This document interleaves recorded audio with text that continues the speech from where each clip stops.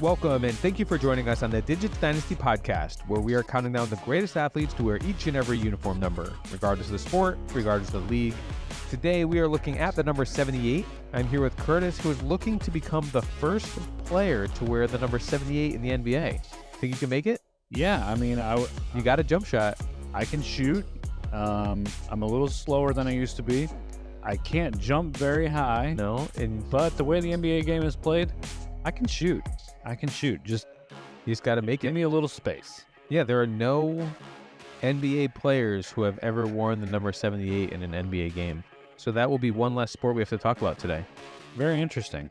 Did you know, and I know we're not talking about the number 69 today, but did you know that you're not even allowed to wear the number? That it's been banned? Huh. For just basketball, or is that all sport? I think it's just basketball. Huh. And Why is that? Because it's a family sport, and the connotation that it has, that if you flip it upside down, it's still 69. That's a strobogrammatic number. Nailed it. But yeah, it's been banned.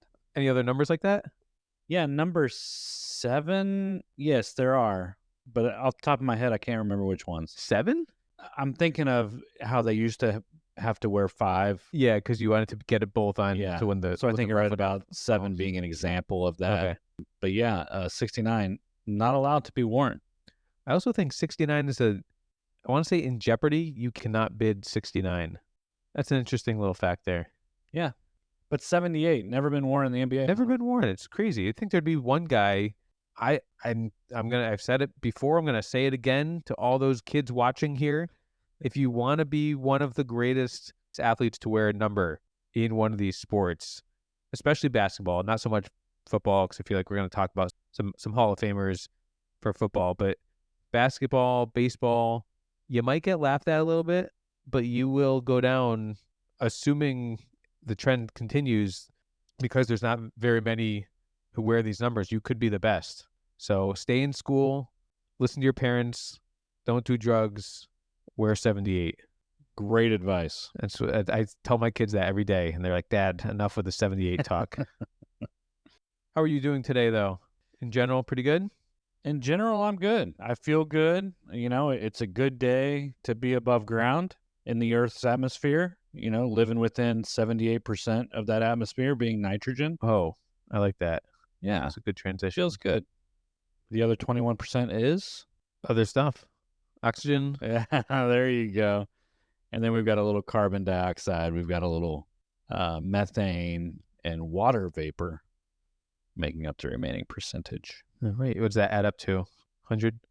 Oh, argon. So 78% nitrogen, 21% oxygen, 0.9% argon. I was going to say there had to be 0.9 argon in there somewhere. So that's 99.9. And then trace amounts of carbon dioxide, methane, and water vapor. Huh. 78. It's a lot of nitrogen. Yeah, the perfect amount. Platinum has the atomic number of 78. Pure platinum is a lustrous, valuable silver-white metal. Platinum is more ductile than gold, silver, or copper, thus being the most ductile of pure metals, but it's less malleable than gold. The current price per ounce of platinum, $995.30. Platinum's rarity as a metal has caused advertisers to associate it with exclusivity and wealth. Platinum credit and debit cards have greater privileges than gold. Platinum awards are the second highest possible ranking above gold, silver, and bronze, but below diamond. So if you were to sell more than 1 million copies of your album, that would be credited as platinum, whereas an album that has sold more than 10 million copies would be certified as diamond. I know you are big into tarot cards, so you already know that a typical tarot deck containing the 21 trump cards, the Fool, and the 56 suit cards make up 78 tarot cards. The Fool, huh? The Fool. I'd probably draw that card. Well, it would, have you ever actually gotten a tarot reading? No, I haven't. Kind of creeped out by that. Yeah, I think it's all random and kind of see what you want to see, or make up what you want to see. I think you just shuffle the deck, right? I don't know. I've also never had a tarot reading. In reference to gramophone records, 78 refers to those meant to be spun at 78 revolutions per minute, where you compare LP 33 1/3 and 45 RPM, 33 plus 45 equals 78. Boom. 33 1/3 is typically what you'll find today in it being the most prevalent.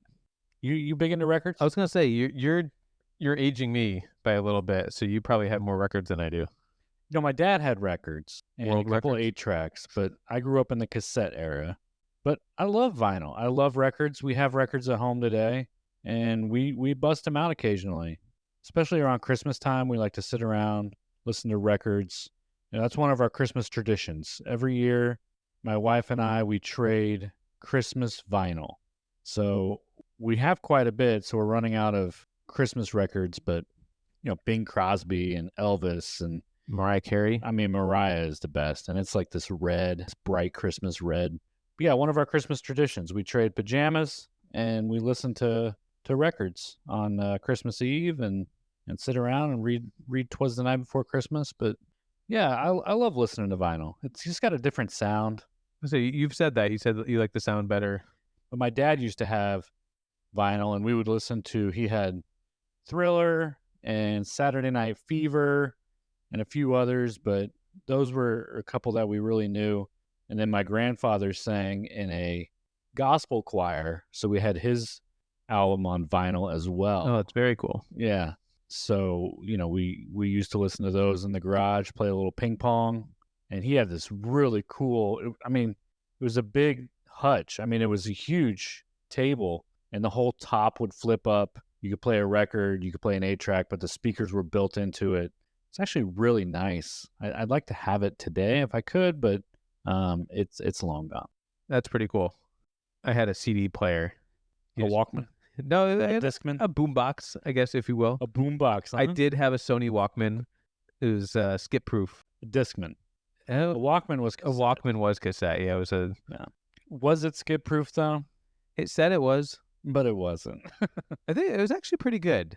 It was, but you remember you could plug your Discman into your tape player, Oh yeah, and it would play your CDs through the tape. That's some wild technology. I don't know how that was pretty mind blowing. But you ran over some railroad tracks. It was not skip proof. What was your first CD? Do you remember your first CD? Baha Men, Who Let the Dogs Out? Nice. My daughter loves that song. And I learned how to repeat one song, and I feel like my brother's gonna. I used to play Who Let the Dogs Out for just hours, and of all the songs, like looking back, man, that Not even that good of a song. and it was just the same words for like 3 minutes, and they're like, "Let's do it again." Ooh, ooh, ooh, ooh. Oh, that's funny. There was like the rap piece at the end though, which I think I could still do to this day. It was quite the a lot of words and not a lot of time, and I think I could still rap that. I got to tell you, you claim to be not a big music guy. Anytime we do like music trivia, you're like, all right, this is all you. But then My 90s, I do pride myself in my 90s music knowledge. there's like Pre-90s, I don't know. on, and every word to the rap, every word, you know the dances. Hey, I don't know dances. Listen, I was at your wedding, and In Sync is different than do the dance. All right, but yeah, you claim to not be, but I think you are underselling yourself. I'll oversell myself next time. Well, don't do that, because then I'll put you in your place. What's your do you remember your first that you had My first CD. for CD or album? Yeah, I think my parents got me Boys to Men and TLC. Ooh, on the TLC tip. I don't know if my parents knew what kind of music I listened to, Don't but Go Chasing they Waterfalls. got those two. No, this was before Waterfalls. But yeah, those were my two first CDs. I think I got them for Christmas. Big Boys to Men fan. I like Boys to Men. Not bad. They got some bangers. But I had a big CD collection at one point. I was a DJ. Did you know that? I think I did know that back in your high school days, right? Yeah.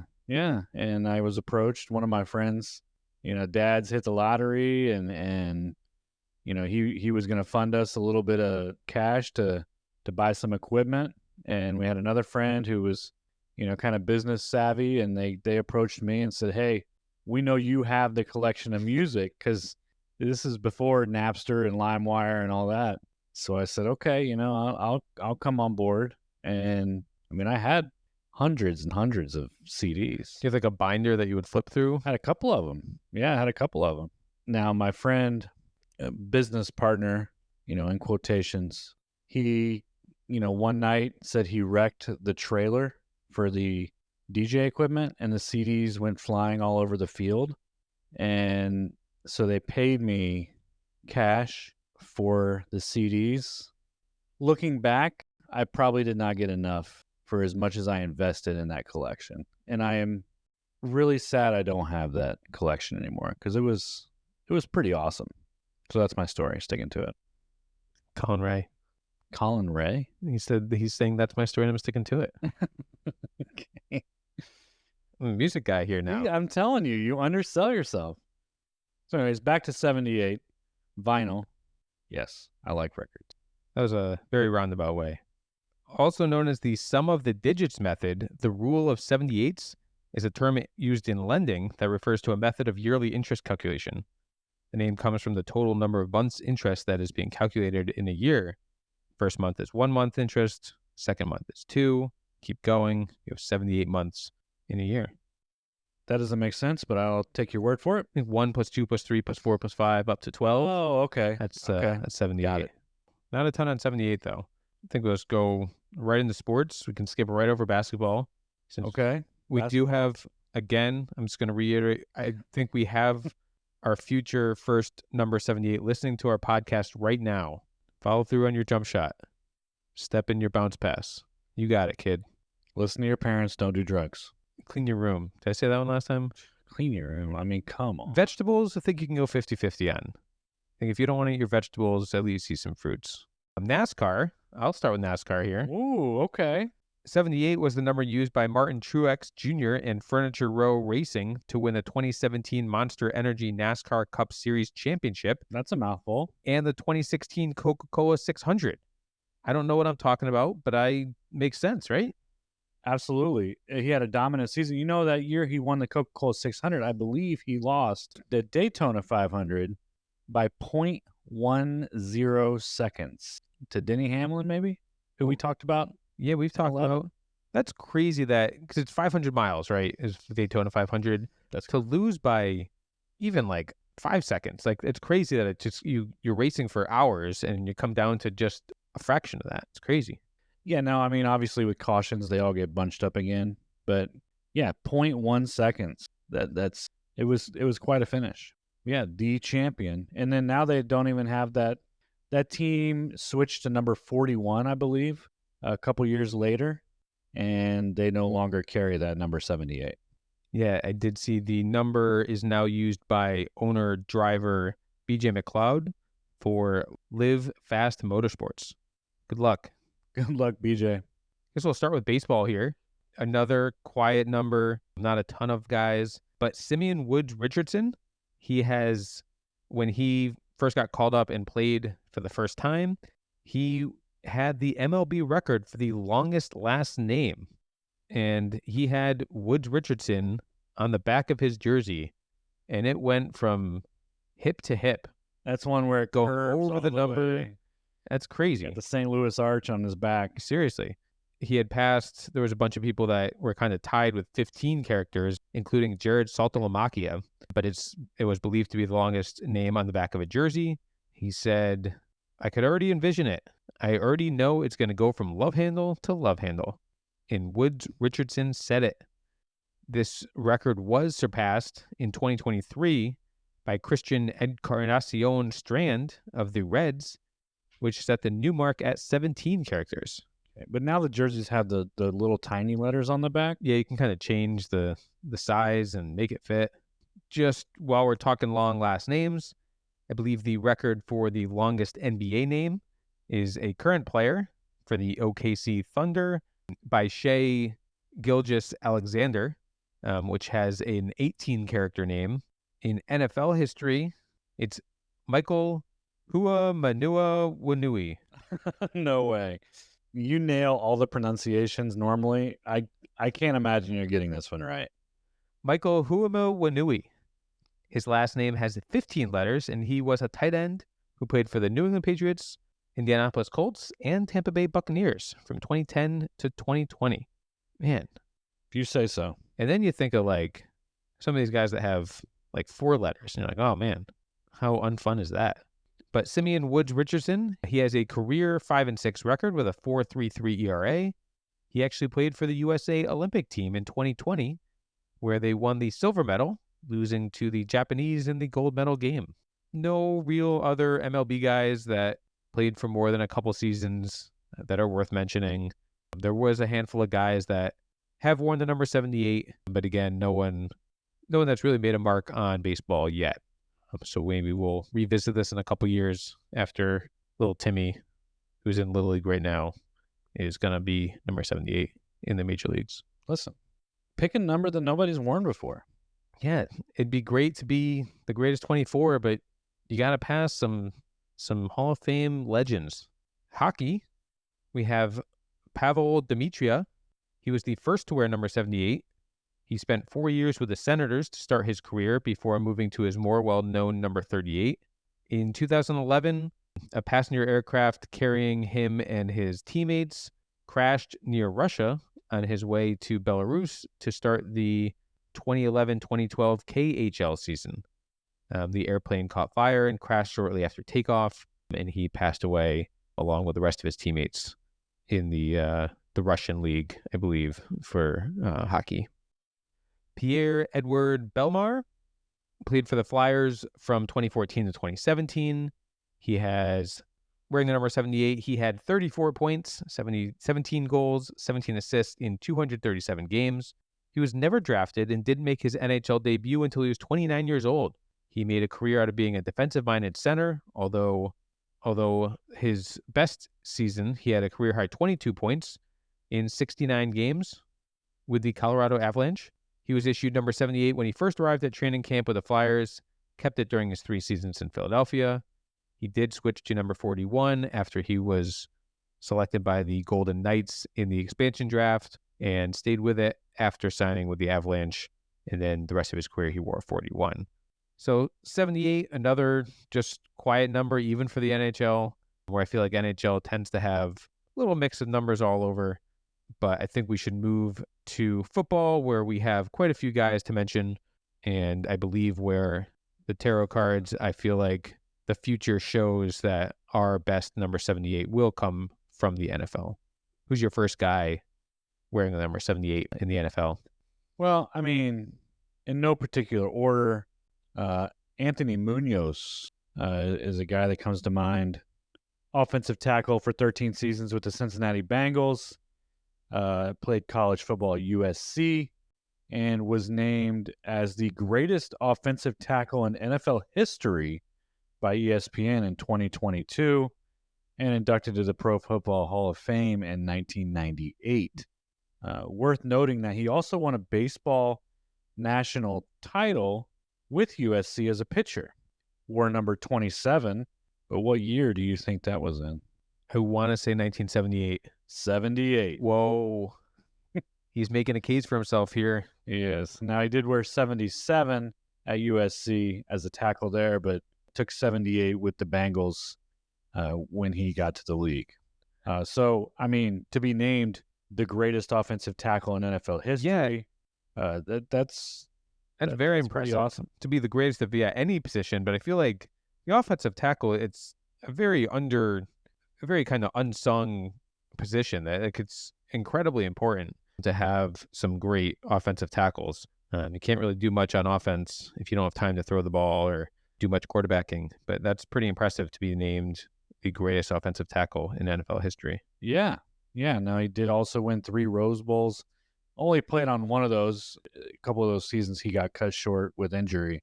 Very, very decorated career in college and the pros. Now, I know we're just talking about 78, so we'll limit that to his pro career, but best ever at his position and Hall of Famer. So we'll go ahead and put him up on the board as a contender.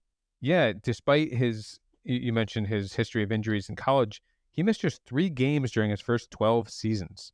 His workout included working out in the weight room he had installed in his home. He ran 3 to 4 miles every day. He was also a very capable receiver and had 7 receptions for 18 yards and 4 touchdowns on tackle-eligible plays. including a touchdown from Boomer Esiason as a rookie against the Cleveland Browns in Cleveland. Well, there you go. Looks like he still could play today, too. Yeah, he looks in shape. Looks jacked. You mentioned he's in the Hall of Fame. He was the first exclusive Cincinnati Bengals player to be enshrined. He's in the NFL 100 team and the Hall of Fame 1980s team. So it's a pretty good resume he's got there. Not a bad start. Mike Ken played for the Falcons for 17 years. He was also a tackle. He played every down of the 1981 season and started 67 consecutive games without a miss. He had a remarkable penalty-free streak of 26 consecutive games that included the entire 1980 season and a little bit at the end of the 79 season and the first couple games of the 81 season, which as a tackle did not get any penalties. That's pretty good. I watched the games today, and man, I feel like every play, most offensive guys seem to be holding. Unless you're on the Chiefs. Well, that's because they don't need to get called for that. Had Taylor Swift in the crowd to impress. Mike Ken was a 5-time Pro Bowl, 3-time All-Pro, and is in the Falcons Ring of Honor in Atlanta. Mike Ken. Got Art Shell. Probably more well-known as a coach, but was a good player in his day as well. Also played offensive tackle for the Oakland/LA Raiders. Drafted in the 3rd round by the Raiders in '68, and then went on to become the first black head coach in the modern era. The first was in, I think, 1925, but we're not counting that just based on, we're talking modern day sports here. So Art Shell was an offensive line coach from 83 to 88, and in 89, Raiders owner Al Davis hired Shell as the head coach to replace Mike Shanahan, becoming the first black head coach in the modern NFL's history, and the first since Fritz Pollard. Remember him? I don't. Okay, that was 1925. He was just a year or two before my time. And he was actually a player coach for the Hammond, Indiana Pros. There you have that. But Art Shell, and you know what? Al Davis, respect to him. He kind of just win, baby. Just win, baby, just win, baby. And he didn't care who was doing it, what they looked like, or where they came from.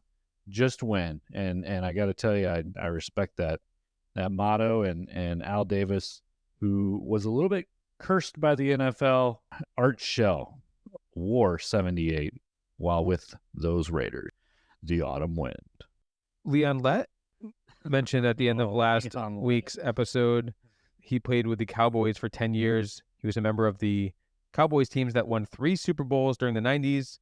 And I'll reiterate what I said last week. He's mainly remembered for 2 botched plays: the fumble before scoring a touchdown in Super Bowl 27 and the failed recovery after a blocked field goal in the Thanksgiving game, although he would help his team win the Super Bowl in both of those seasons.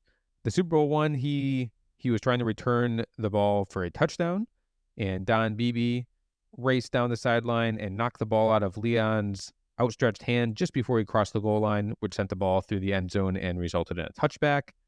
It cost Leon Lett his touchdown. He later said that he was watching the Jumbotron and trying to do a, quote, Michael Irvin, where he put the ball out across the goal line. At the time, the Cowboys had a commanding 52-17 lead, and the play really didn't have an effect on the outcome of the game, but did cost the Cowboys the record for most points scored in a Super Bowl, which was held by and it's currently held by the 49ers in Super Bowl 24 at 55 points. This fumble ranked at number 1 in the ESPN fan list, at number 2 in the ESPN expert panel, and number 3 on the top 10 follow-ups. On Thanksgiving, there was a field goal kick blocked by Lett's teammate Jimmy Jones, and the ball came to rest several yards away. While most of his teammates began celebrating, Leon attempted to recover the ball. He slipped as it went down, as there was a field covered in snow, and knocked the ball forward. In the resulting chase for possession, the Dolphins recovered the ball in the end zone, but due to muffed kick rules, the ball was awarded to them on the 1-yard line. And had Lett simply done nothing, the Cowboys would have automatically received the possession, as the play would have been whistled dead, and the team would have received possession at the line of scrimmage.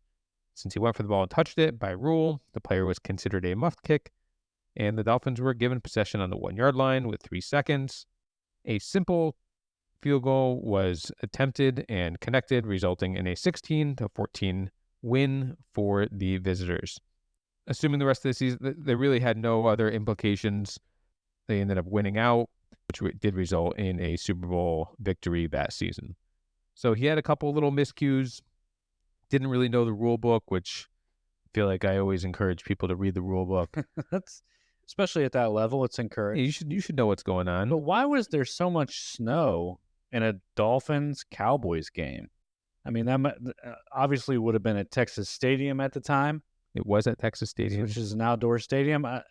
Just crazy how much snow fell in Dallas on Thanksgiving. That seems kind of odd, doesn't it? I think it would have been more odd if it fell in like July. Well, yeah, but even still, it's kind of weird. But poor Leon said he slipped. He's a big guy. He dove in there pretty quick. But yeah. But it's a Pretty shame that weird.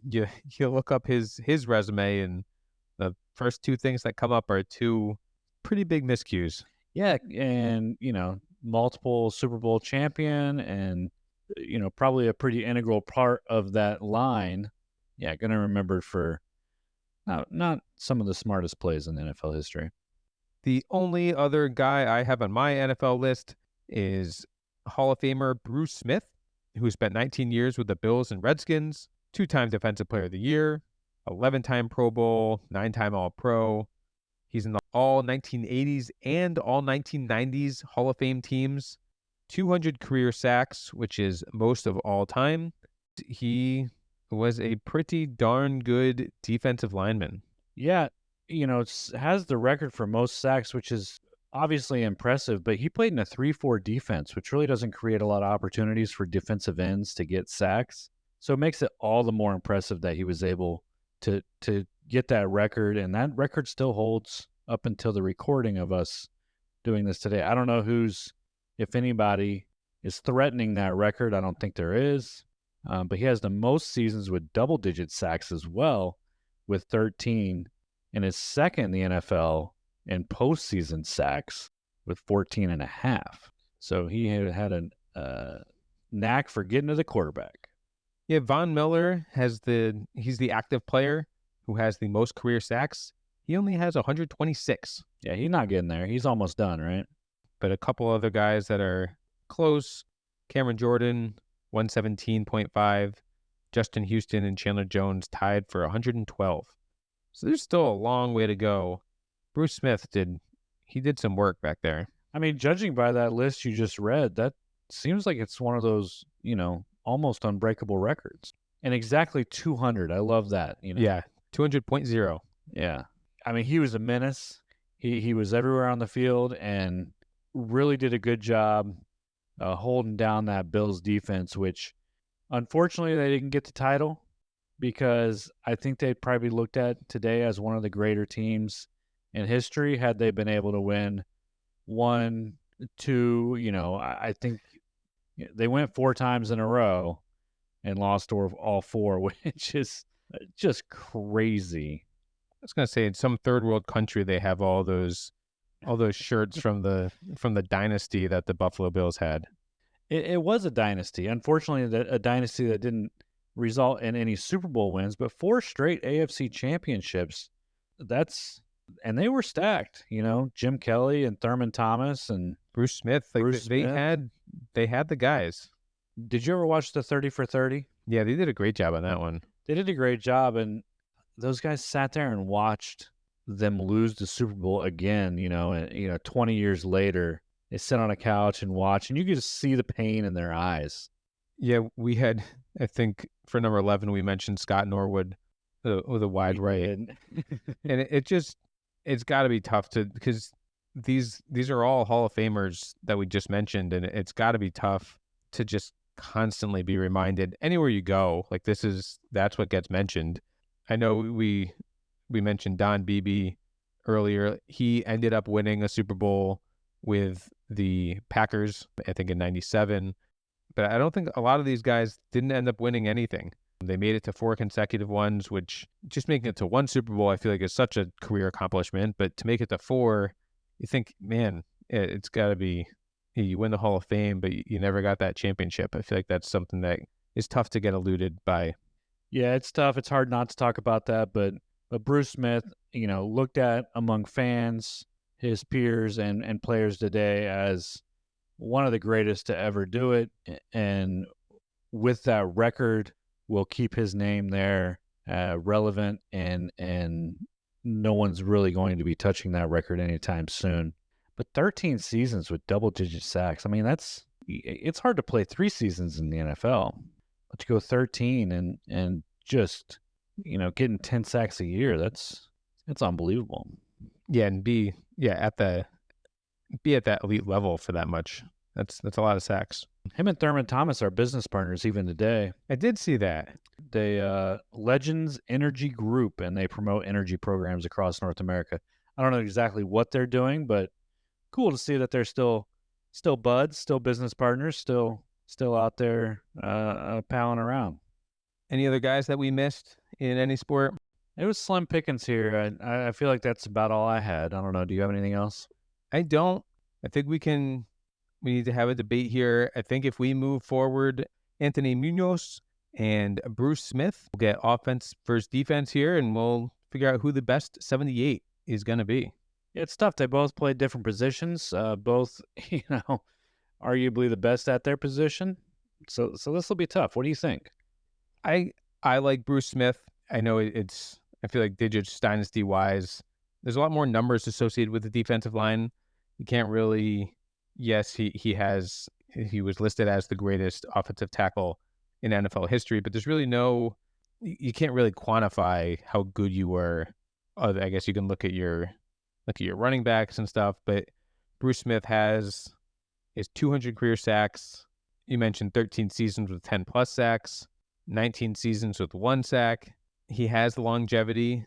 I played a little bit longer than Anthony did. I think my vote right now is going to be for Bruce Smith.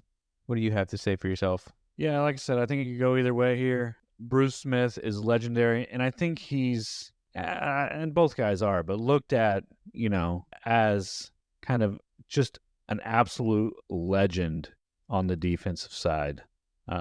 Pretty much unstoppable, and that sack record, that's impressive.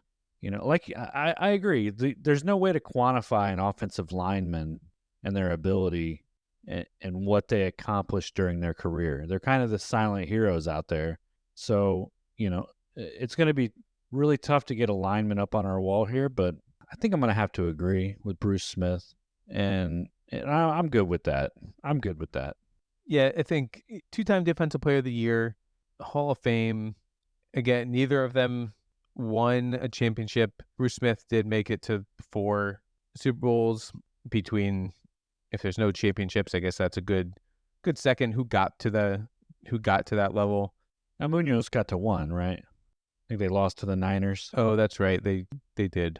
But still, that 4 AFC championships in a row. Yeah. We try to weigh the championships, because winning that trophy, winning that championship with the jersey on and the trophy in hand, even though we don't have a Super Bowl trophy on either of these guys, that just adds to the lure of that jersey number. So 4 AFC championships, that has to carry some weight. Kind of puts him over the edge. Yeah. I like it.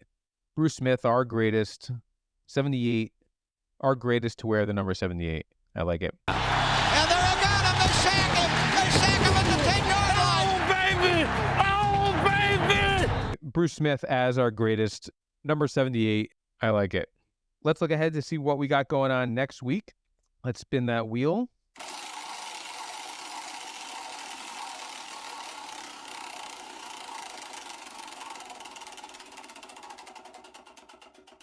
Number 16. Okay. I like it. Any first thoughts here? I'm a Laker fan. Pau Gasol. Oh, yep. Joe Montana. He was a 16 wearer. Absolutely. So he's going to be a tough one to... I mean, is anybody topping Joe Montana? 4-0 in the Super Bowl. I think so. Not bad.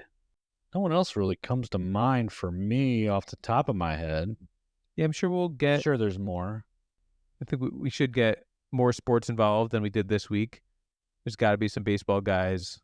You mentioned basketball already. We've got football. It's going to be some hockey guys. So it should be a good discussion. I know all those, we always kind of talk about the lower numbers, kind of under 30 really, are going to be encompassing more sports than these high 70 numbers. So it'll be a good debate. And there we have the greatest number 78 of all time in our books, Bruce Smith. Write us, let us know if you agree, disagree, if there are any players that we missed. Our email address is digitsdynastypodcast@gmail.com. Our Instagram is Digits Dynasty Podcast. Next week, we will take a look at the number 16. If there are any players that are not to be left off the list, any stories that need to be told about players who wore the number 16, the email address again is digitsdynastypodcast@gmail.com. 78. I feel like there's not much to add here. You know what? We haven't had a Seinfeld reference in a couple weeks, so I'm kind of missing that. I feel like we were on a good streak there. Yeah, there was a couple in a row. There's not really much football Seinfeld references. There's a lot of baseball. Obviously, George works for the Yankees, and then we have Reggie Miller. There's Keith Hernandez. Yeah, I can't think of any. And then even in hockey, they paint their face and go to the Devils game in hockey. I cannot think of Joel Rifkin. Do you remember he was a serial killer? And Elaine dated a Joel Rifkin. And they think they were at, must have been Giants Stadium.